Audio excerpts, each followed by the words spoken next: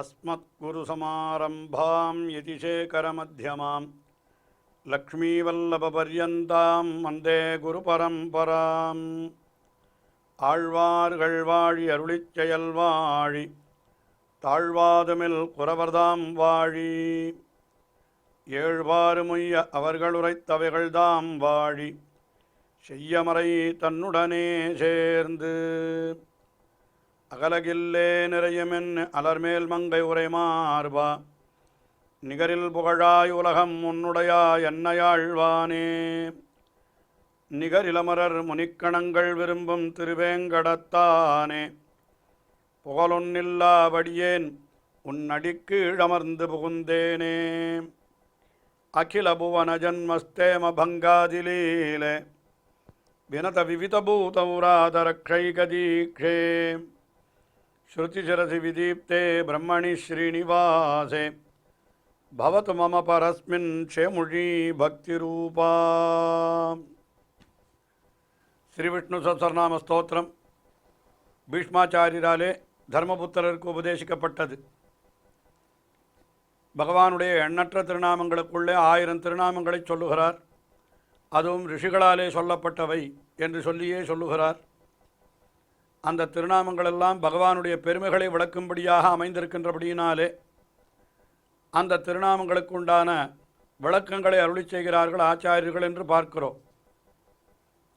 அதிலே இன்றைய தினம் 889வது திருநாமம், அதாவது பராசர பட்டருடைய வியாக்கியானத்தின்படி இது 889வது திருநாமமாக கொள்ளப்படுகிறது.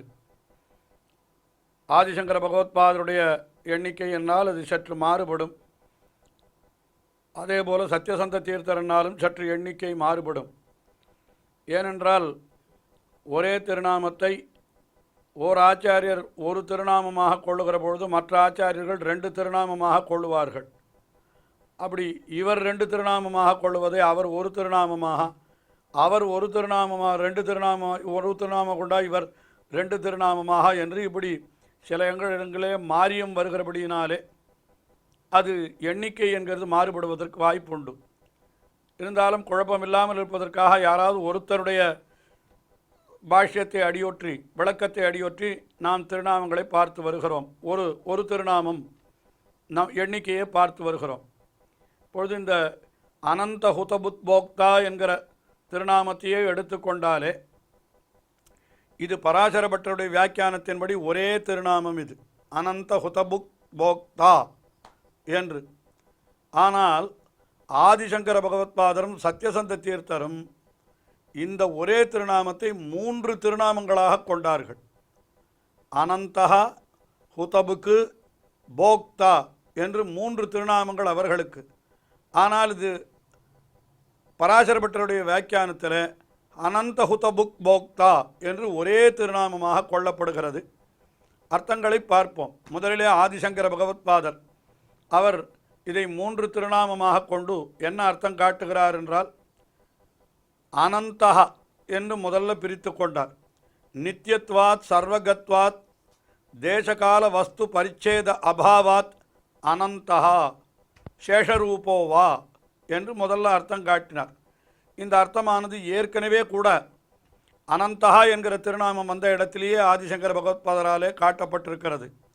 அனந்தஹா என்றால் என்ன என்றால் திரிவித பரிச்சேத ராகித்யம் உள்ளவன் என்ற அர்த்தத்தை காட்டுகிறார். அதாவது நாம் எல்லோரும் 3 விதமான அளவீடுகளாலே அளவுபடுத்தப்பட்டிருக்கிறோம். ஒரு காலத்திலே தான் இருப்போம், அதே போல் ஒரு இடத்திலே தான் இருப்போம் என்றெல்லாம் நமக்கு சில நிர்ணயங்கள் உண்டு, நியதிகள் உண்டு.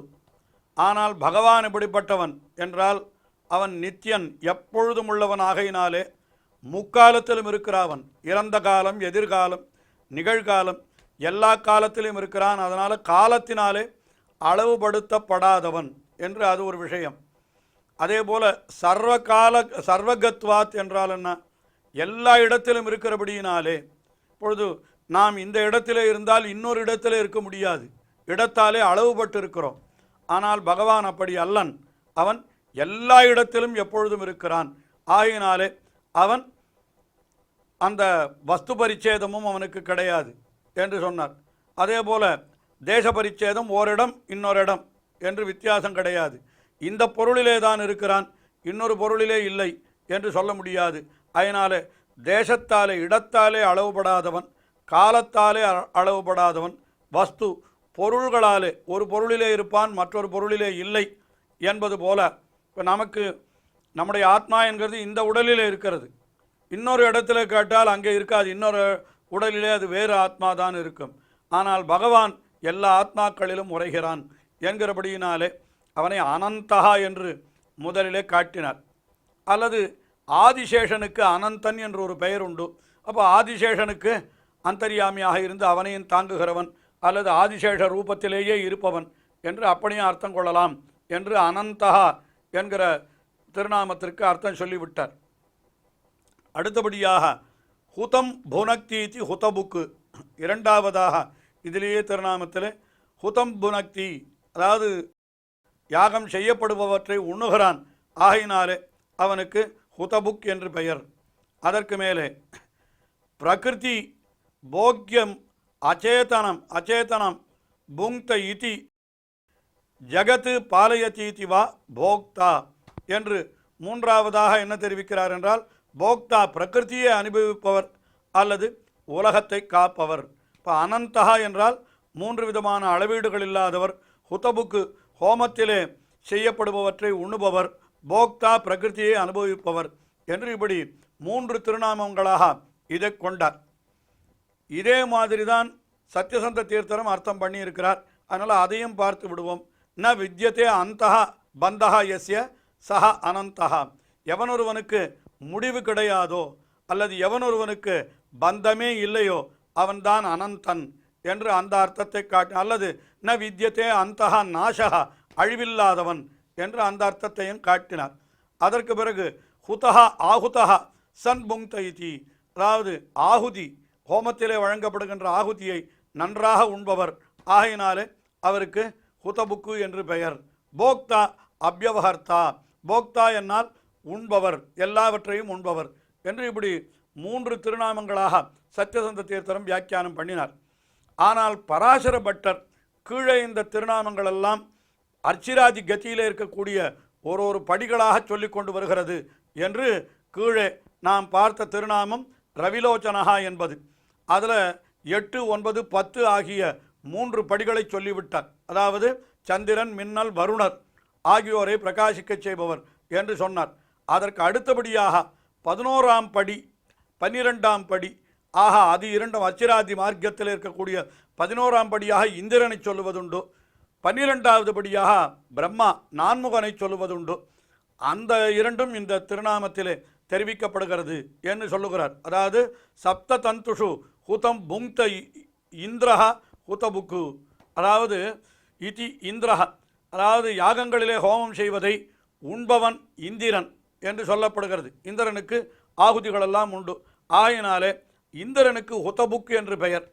அப்புறம் புக் ஹுதபுக்கு போக்தா பிரஜா புனக்தீதி பாலயத்தீதி பிரஜாபதி போக்தா என்றால் பிரஜாபதியான பிரம்மா இருக்கிறானே அவன் இந்த ஜீவன்களையெல்லாம் சிருஷ்டிக்கிறான் அல்லது காக்கிறான் என்கிறபடியினாலே பிரம்மாவுக்கு போக்தா என்று பெயர் உண்டு. அப்போ இரண்டையும் சேர்த்தால் யாகங்களில் ஹோமம் செய்வதை உண்பவனான இந்திரனை 11ஆம் படியாகவும் பிரஜைகளை காப்பவனான பிரம்மாவை 12ஆம் படியாகவும் உடையவர் என்கிற அர்த்தம் இங்கே கிடைக்கிறது என்று சத்யசந்த தீர்த்தர் அர்த்தம் காட்டினர். அடுத்தபடியாக 890வது திருநாமம் சுகதஹா என்பது, சுகதஹாயினால் சுகத்தை கொடுப்பவர் என்று அர்த்தம் சொல்லலாம். அதைத்தான் ஆதிசங்கர பகவத்பாதர் மிகவும் தெளிவாக காட்டுகிறார். பக்தானாம் சுகம் மோக்ஷலக்ஷணம் சுகம் ததாதீதி சுகதஹா, பக்தர்களுக்கு மோட்சமாகிற சுகத்தை அளிப்பவர். மோட்சம் என்கிறது மிகவும் சுகமானது என்று சொல்லப்பட்டிருக்கிறது அல்லவா, ஆயினாலே அதை அளிப்பவர் என்று அந்த அர்த்தம் சொன்னார். அல்லது தகான் என்பதற்கு தியதி கண்டயத்தின்னு ஒரு அர்த்தம் சொல்லுவதுண்டு. அப்படி கொண்டால் அசுகம் தியதி கண்டயதி, பக்தர்களுக்கு துக்கத்தை அழிப்பவர் அவர் அசுகதஹா என்று அந்த அர்த்தத்தை காட்டினார். ஆனால் பராசர பட்டர் இது அர்ச்சிராதி கதி என்று சொல்லிக்கொண்டு இப்போ கீழ்த்திருநாமங்கள் வரை 12 படி காட்டிவிட்டார் அல்லவா, இது 13வது படி அதாவது அமானவன் என்று ஒருத்தன் இருக்கிறானாம். பரமபதத்திலே பகவானுடைய பரிகரமாக பகவானே அமானவ ரூபத்திலே இருக்கிறான். வந்து திவ்ய புருஷன் வந்து அப்படி தொட்டானால் அந்த இங்கிருந்து போகிற ஜீவாத்மாவை இவனுக்கு இருக்கிற அந்த சம்சார வாசனைகள் அத்தனையும் கழன்று போய்விடுகிறதாம். அந்த சுகத்தை தருபவன் என்று அதைத்தான் சொல்கிறார். அமானவ முகேனா ஸ்பிருஷ்டுவா, அமானவனை கொண்டு தொடச் செய்து சவாசனம் சம்சாரம் உற்சாரிய, வாசனையோடு தொடர்பே இல்லாதபடி இந்த உலக வாழ்க்கை என்கிற தொடர்பை நன்றாக விடுவித்து சுவாப்தி சுகம் ததாதி, தன்னை அடைந்து அனுபவித்தலாகிற ஆனந்தத்தை தருபவன். சுகதா என்பதற்கு மோட்ச சுகத்தை தருபவன் என்று ஆதிசங்கர பகவத்பாதர் காட்டின அதே அர்த்தம்தான் இங்கே பராசர பட்டரும் காட்டுகிறார் என்று கொண்டாலும் கூட இது அமானவ கரஸ்பர்ஷத்தாலே என்று அது 13ஆம் படியாக அந்த அமானவன் சொல்லப்பட்டிருக்கிறபடியினாலே அது அர்ச்சராதிகதிக்கு கீழ்த்திருநாமங்களிலெல்லாம் 12 படிகள் சொல்லப்பட்டு விட்டன. இது 13ஆம் படி என்று வைத்து இப்படி பராசர பட்டர் அர்த்தம் காட்டினார். சுகதா என்கிற திருநாமத்திற்கு சத்யசந்த தீர்த்தர் சுகம் ததாதீதி சுகதா, சுகத்தை கொடுப்பவர். சோபனானி இந்திரியாணி ததாதி, மங்களகரமான இந்திரியங்களை தருபவர் என்றும் அப்படி பொருள் கொள்ளலாம் என்று அர்த்தம் காட்டினார். அடுத்தபடியாக 891வது திருநாமம் நைகதா என்பது. நைகதா என்கிறதை ஆதிசங்கர பகவத்பாதர் நைக ஜஹா என்று பாடம் கொண்டார். அது பாடத்தில் கொஞ்சம் வித்தியாசம் இருக்கிறது. முதல்ல ஆதிசங்கரர் நைக ஜஹா என்கிறார். அப்போது ஏக ஜஹா என்றால் ஒரே ஒரு பிறவி பிறப்பவன் என்பது பொருள். நைக ஜஹா என்று சொன்னால் பல பிறவிகள், ஒரு பிறவி அல்ல என்பது பொருள். ஆஹா, தர்மகுப்தையே அசகிருத்து ஜாயமானத்வாத்து நைகஜஹா, தர்மத்தை காப்பதற்காக தர்ம சம்ஸ்தாபனார்த்தாய சம்பவாமி யுகே யுகே என்று கீதையிலே சொல்லியிருக்கிறபடியினாலே தர்மத்தை காப்பதற்காக பல பல அவதாரங்களை எடுப்பவன் பகவான் என்கிறதான் நைகஜஹா என்கிறதனுடைய ஒரு பொருள் என்று அர்த்தம் காட்டினார். அதற்கு மேலே நைகஜஹா என்பதற்கு சத்யசந்த தீர்த்தர் அதே போன்ற பொருளைத்தான் காட்டுகிறார். வேறு விதமான பொருளையும் காட்டுகிறார்.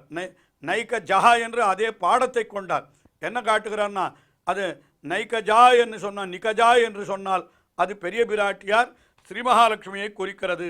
நைகஜோ நி நிதராம் கே ஜாயந்த இதி கஜானி கமலானி யஸ்யாக நிகஜா ரமா என்று தஸ்யாயம் சுவாமி நைகஜஹா, அதாவது தாமரையிலே உதித்தவளான லக்ஷ்மிக்கு மணவாளர் என்று அந்த அர்த்தத்தை சொன்னார். அல்லது இன்னொரு அர்த்தமும் காட்டுகிறார். நிதராம் கஜானி யஸ்மின் தத்வனம் நிகஜம் தத்ர பவோ நைகஜா, நிகஜம்னா தாமரை பூத்த ஊர்களிலே, அதாவது வனத்திலே அவதரித்தவர், அதனால் அவருக்கு நைகஜஹா என்று பெயர் என்று அர்த்தம் சொன்னார். இன்னொரு அர்த்தமும் காட்டுகிறார் சத்யசந்த தீர்த்தர்.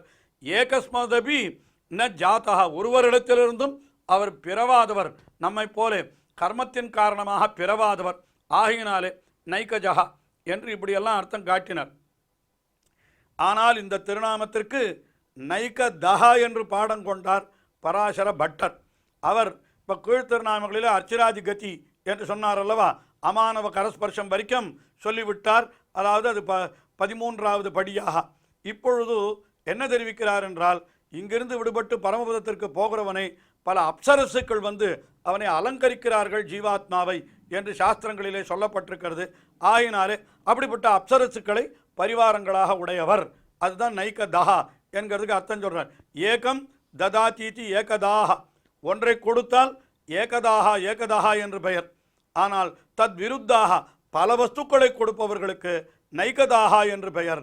அப்போ யாருன்னு கேட்டால் அசங்கேய மாலா அஞ்சன வாசப்பிரபிருத்தி என்று அங்கே போனால் பரமபதத்திற்கு போகின்ற அவனுக்கு சதம் மாலாஹஸ்தாக, சதம் அஞ்சனஹஸ்தாக, சதம் வாசோஹஸ்தாக, சதம் சூர்ணஹஸ்தாக என்று பல பேர் அங்கே இருந்து கொண்டு பஞ்சசதானி அப்சரசானி என்று 100 அப்சரசுக்கள், மாலை, அதே போல் சந்தனம், ஆடை, இன்னும் நிறைய கொடுக்குறாளாம், பூ, மை முதலானவற்றையெல்லாம் இவனுக்கு கொடுத்து இவனை அலங்கரிக்கிறார்களாம். இப்படி பிரம்மாலங்காரேன அலங்குர்வந்தி என்று சாஸ்திரம் சொல்லுகிறபடியினாலே பிரம்ம அலங்காரதாயின்யா முக்தாபிய உத்தான விதா திவ்ய அப்சரசா அஸ்யேதி நைகதா என்று திவ்யமான அப்சரசுக்களை கொண்டு இங்கிருந்து விடுபட்டு மோட்சலோகம் செல்லுபவனை அலங்கரிப்பவன் ஆகையினாலே அவன் நைகதா என்று இப்படிப்பட்ட அர்த்தத்தை பராசர பட்டர் காட்டினார். திருநாமங்கள் இன்னமும் தொடர்கின்றன, தொடர்ந்து அனுபவிப்போம்.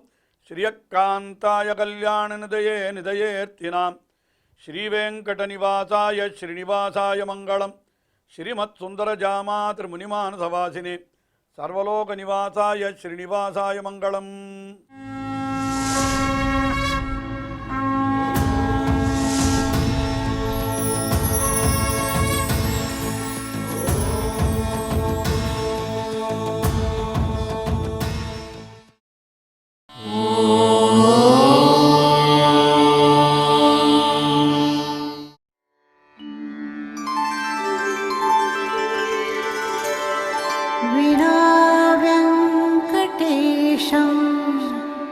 ननाथो ननाथः सदा वेङ्कटेशं स्मरामि स्मरामि.